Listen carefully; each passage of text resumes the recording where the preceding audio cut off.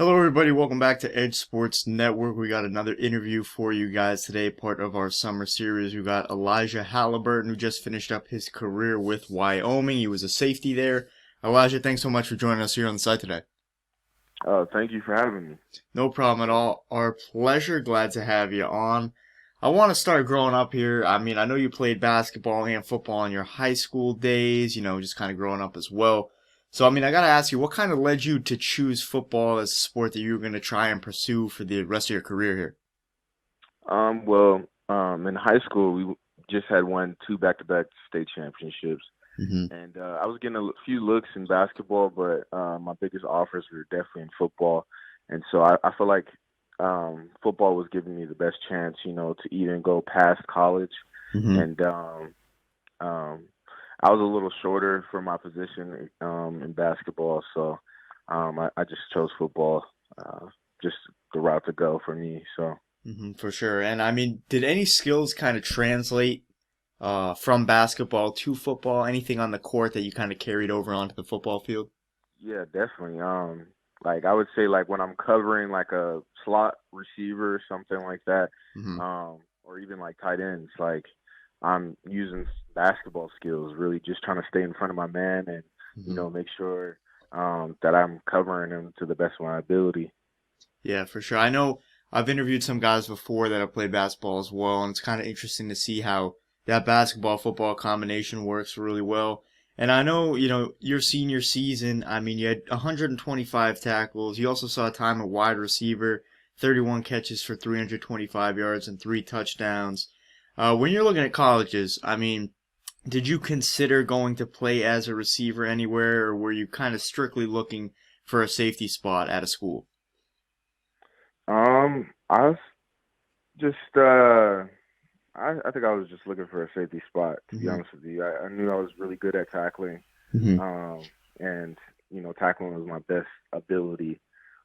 So yeah, I was just going to trying to be really a defensive player in college. So Yeah, it ended up pretty well. I can tell you that. We'll get into your college career a little bit quite soon here. I know Arizona State, Nevada, they were recruiting you as well. I'm sure there were a few other yeah. schools mixed in there, but what ultimately made you choose Wyoming? Yeah. So there was tons of schools that were recruiting, like Hmm. Mountain West schools. And there was even some schools that even after I committed to Wyoming, tried to get me or reach out, like Hawaii. Hmm. But I would say Wyoming was the best place for me. It was not too far from home. It was only 2.5 hours from Colorado, Hmm. from where I stay at. And so, I really wanted my mom to come up. She always watches every game. So um, it was easy for her to just, drive up and, Hmm. come to the game. So uh, it was also the best spot for me, just spiritually, because if Hmm. I knew if I went to like UNLV or Nevada, just those other places, I feel like I definitely would have been distracted, Hmm. probably would have gotten in trouble or something, and I feel like Wyoming was the best spot for me to just focus on the game, focus on football, Hmm. and just focus on my education and get a degree. Hmm. You clearly stayed locked in. You stayed focused throughout your entire career over at Wyoming. I want to ask you as well, a lot of guys growing up, they always kind of have some players that they look forward to or look at as kind of mentors, guys they kind of look up to. Did you have any players that you really tried to model your game after? I mean, these can either be on the defensive side of things or on the offensive side. As we mentioned, you were a receiver. Was there any guy that kind of you epitomized and looked up to their game? Um, I didn't really look up to anybody's game. I wanted to bring my own side of the game, but I did Hmm. have mentors. I did have people that helped me out and with different aspects of my game. And there were two big ones, and they're both in the league right now. They're both safeties, Hmm. Marcus Epps and Dewey Wingard. Dewey Wingard, I really saw how aggressive um, he was, and just watching, his film, his tape Hmm. for like 2, 3 years while he was playing there, while I was there. Um, he made and never really missed a tackle, Hmm. he was like All American and everything, and that's something that I would definitely wanted to strive to be, Mm-hmm. And Marcus Epps, he was very technically sound. Mm-hmm. He, had the footwork, the breaking ability, and for me, coming in like, as the tallest safety there was Mm-hmm. at the time, and my footwork wasn't, the best. I was kind of taking bigger steps, and so Mm-hmm. after my freshman year, after the freshman football season was over, Marcus, we I was with Marcus, and we went over my footwork, and I can't, thank him enough because he really helped me out with that. So. Mm-hmm. And I know we kind of saw those aspects that you were just talking about implemented into your game as your career progressed. I know going back to that freshman season, you were part of the special teams unit. So that's your freshman year right there. Special teams and defense obviously share some similarities. Did you find that to be a good kind of introduction to college football, if you will, something where you could get those reps and get ready for the rest of your career that would eventually be on defense?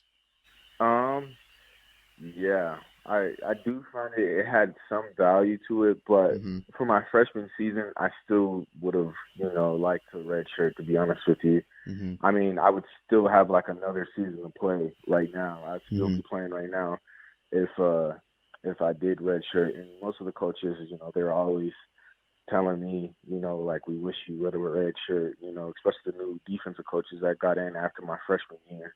Mm-hmm. Um, they really wish that I was redshirted, just so I could have another year to play with them. So, but it was, I still made the most of my opportunities. Mm-hmm.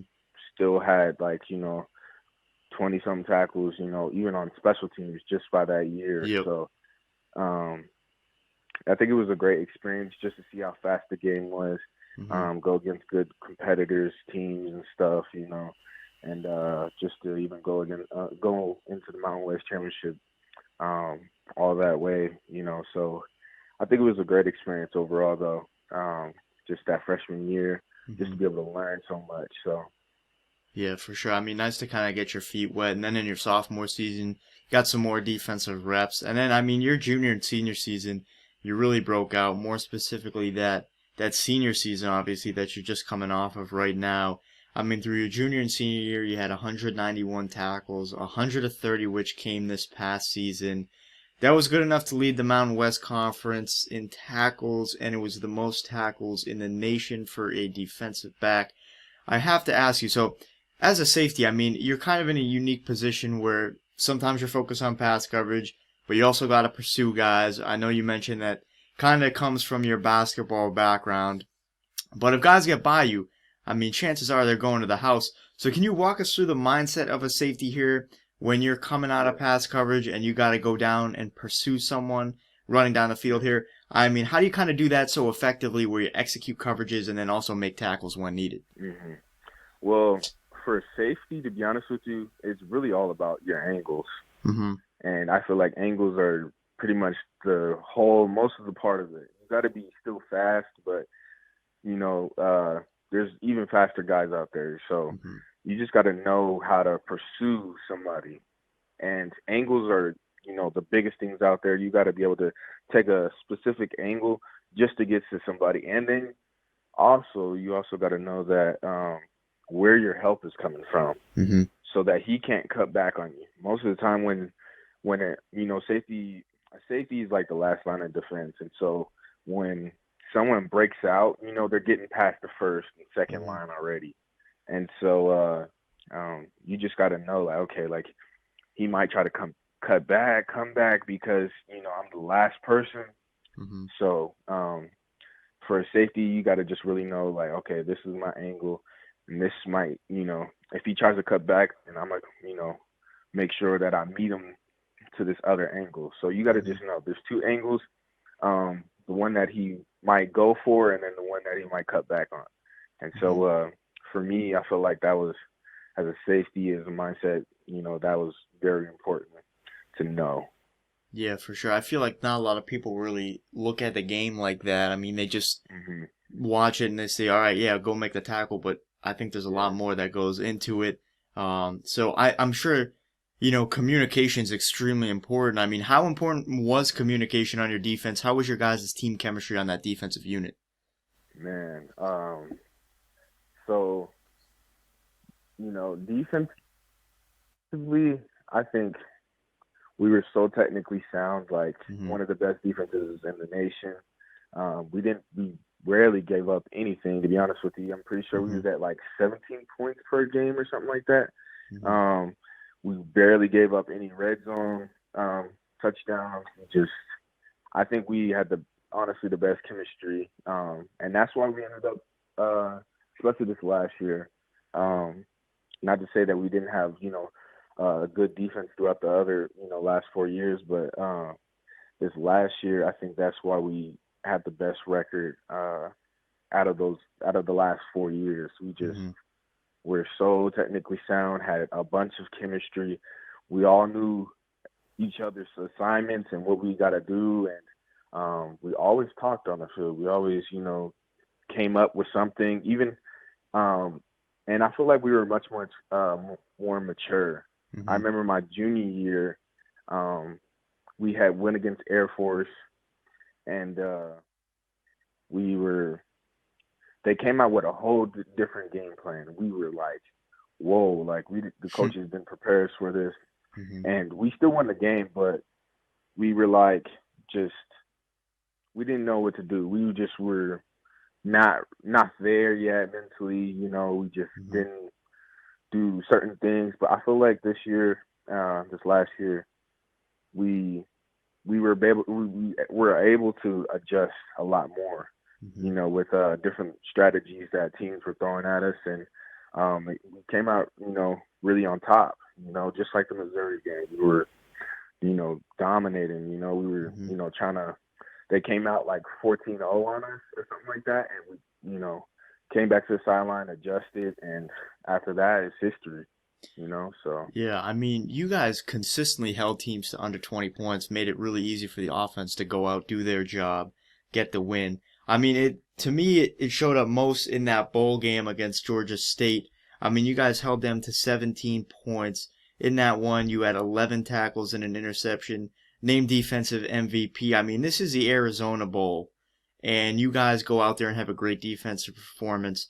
So I want to ask you, I mean, how special was it to end your career on a game like that?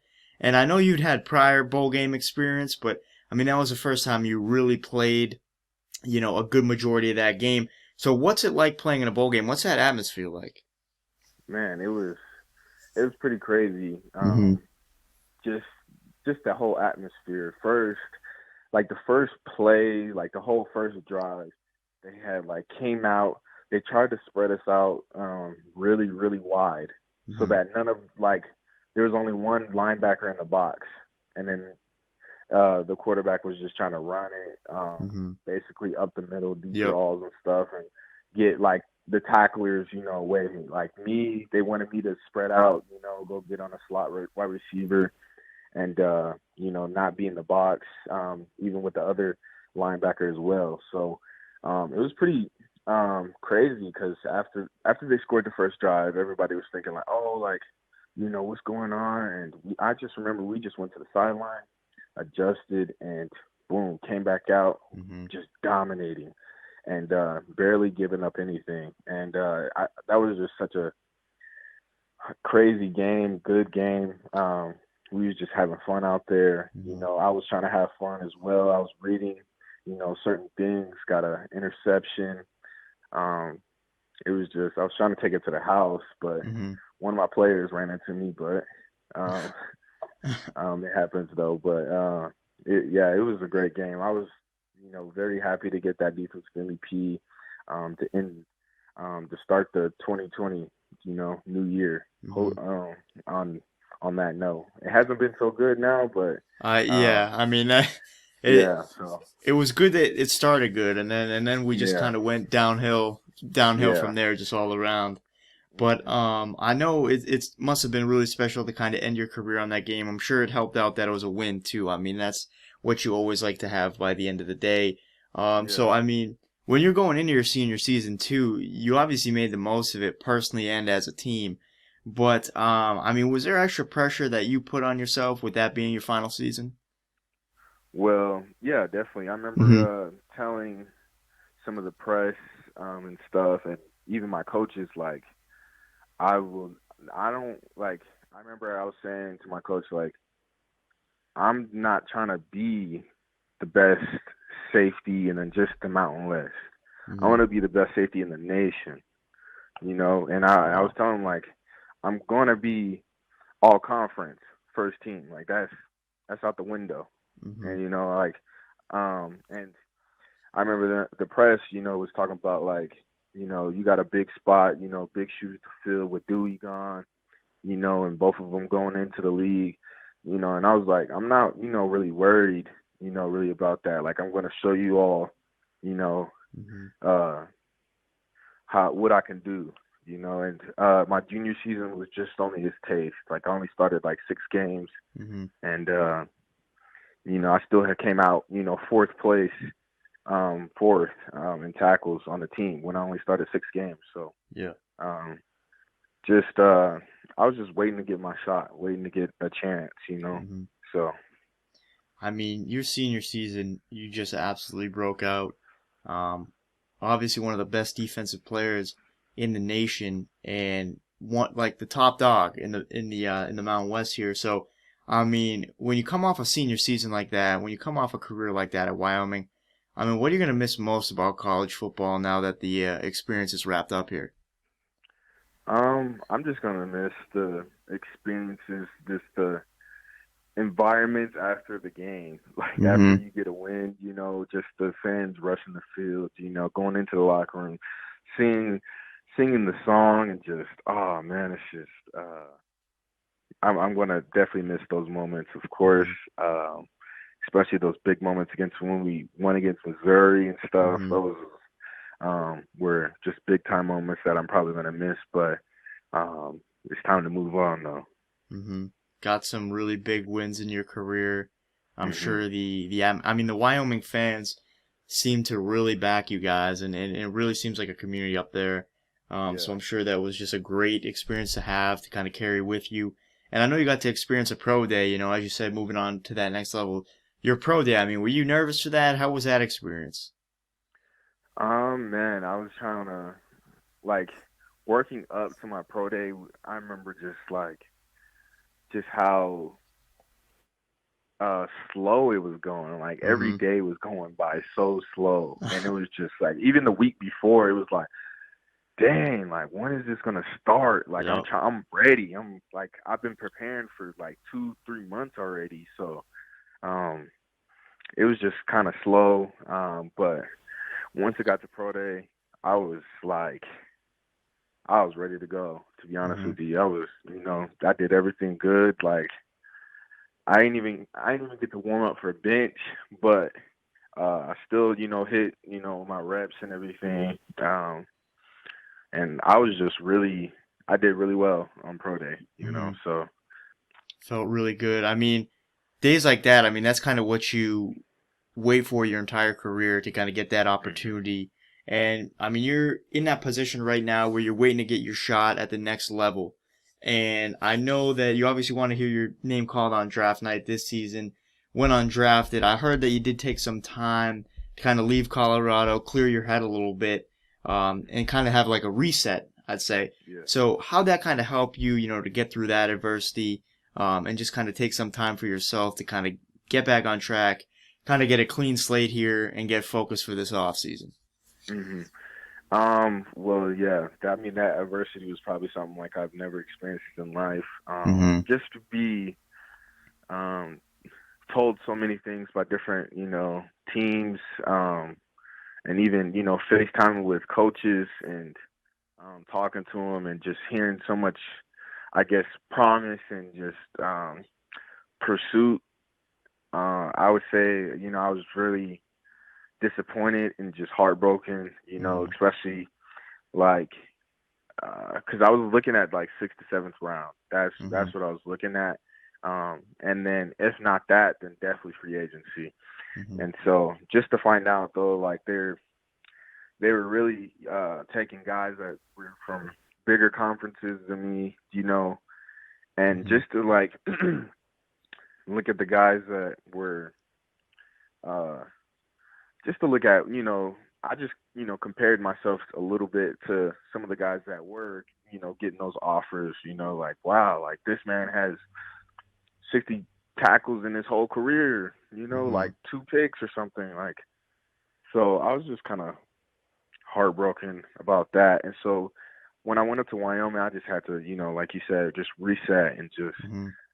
focus on me. Maybe I'm going to get something, something sometime soon or something, So I Hmm. just went up there with Cash Malawia, who got drafted by the Patriots in the 6th round. Hmm. And we were just both working out together, basically, just trying to stay focused, And that's what I was doing for like a month or so. And then Hmm. after that, I was like, okay, like I got to go back down to Colorado now, and I'm gonna still train, but I also got to look for other opportunities, in life. If I can't make it here, then I'm gonna try to make it somewhere else. So Hmm.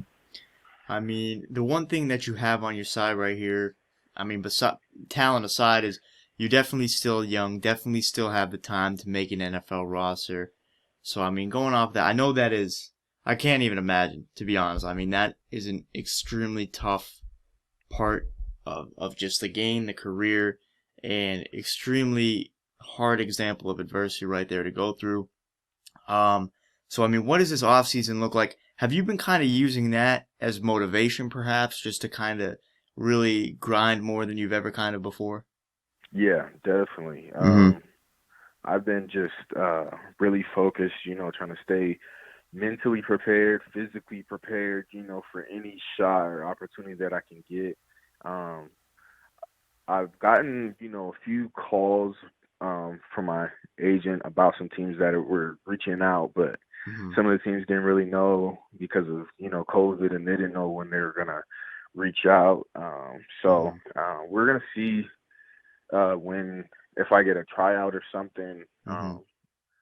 I would imagine that I would get a tryout like after so Mm-hmm. many accomplishments and everything just in one year. I would say, just National Player of the Week. Like I was just, defensive MVP, all conference. Like it's just hard to believe after so much just not getting anything, Mm-hmm. It's just kind of um just disappointing. And so yeah, like I'm very motivated, and I'm pissed off really. So Mm-hmm. still, and so I'm just waiting for that opportunity. I think it's great to see that you're turning the adversity, into kind of a positive, into some way to get motivated, because that's really the right way to handle it right there. And as you said, I mean, all you really need is your shot right there. And I think once you get that shot, you really take advantage of it. So I think, I mean, we saw in your career at Wyoming. I mean, started off your freshman year, as you mentioned, special teams unit weren't really a big part of that defense, and you just kind of worked your way up, worked your way through, and we see where you ended up your senior season. So I think once you get that shot, I mean, that's right where it starts. I mean, best of luck to you right there. I'm sure everyone would love to see you grab a tryout. This is my prediction. You want to hear my take on it right here? Let's hear your take. I think you're going to grab a roster spot. I think you're going to prove yourself like you did at Wyoming, work your way up in the system here. I think once you get up in the system, you're going to be a fan favorite once people hear your story. 4 or 5 years down the road, we're going to see kids walking around with Halliburton tallied across the back. And that's what I think we're going to see right there. Kids are going to be using you in Madden, unlocking you in the My Team. This is what I'm seeing, and I think you're definitely going to be a fan favorite. I mean, when you got a very interesting story right here, and the journey's not over. The journey is not over. I mean, kids growing up wanting to play college football, wanting to set themselves up to play at the pro level. You've really been through it all right now. Great college career, adversity, great high school career. You've been through it all. What advice would you give to those kids trying to work their way up and trying to stay on task and maybe handle adversity such as you've handled it?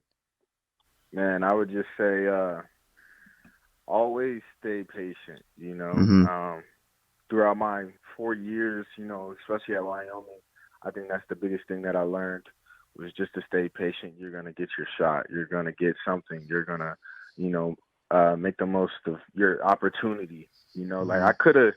I could have went somewhere else. I could have went, to another Division 1 school and started, as safety. But I knew like, okay, like if I stay, I know I'm gonna get my opportunity on my shot. I know that I'm gonna get something, and Mm-hmm. all I need is one shot. And I just, Mm-hmm. trusted myself, and I knew, that I could stick it out, and stay patient and just, keep to the grind and keep doing what I'm doing. And so I know a lot of kids nowadays, don't get something, whatever it is, like they don't, are able to, go D1 or something. So they're like, okay, like I'm not gonna, Mm-hmm. do that, But if you go D2, JUCO, like I've seen people that have, just as good, Mm-hmm. there and, made it. So just keep grinding, Mm-hmm. and stay patient. All about that focus, all about kind of just trusting the journey, trusting the process there. You've been a great example of that. Congrats on an outstanding career at Wyoming. And Thank you. as I said, best of luck here, in this period. I'm looking forward to seeing what you can do once you get that shot with a team. Hopefully, once this COVID thing starts getting sorted out, things will be easier to kind of work with teams and stuff regarding a tryout there. But I mean, Elijah, thanks so much for joining us here on the site today. Great to hear a little bit about your career, a little bit about your story, where you're headed next. It was great having you on. Thank you. Appreciate it so much. No problem at all, guys. We'll put Elijah's Twitter down below so you can keep up to date on what's going on with him and his career. And we'll also put a link to Wyoming's website for their football team so you guys can check out for news and updates if you guys want to go do that. But guys, once again, thanks for joining us here on Edge Sports Network. And as always, see you guys next time.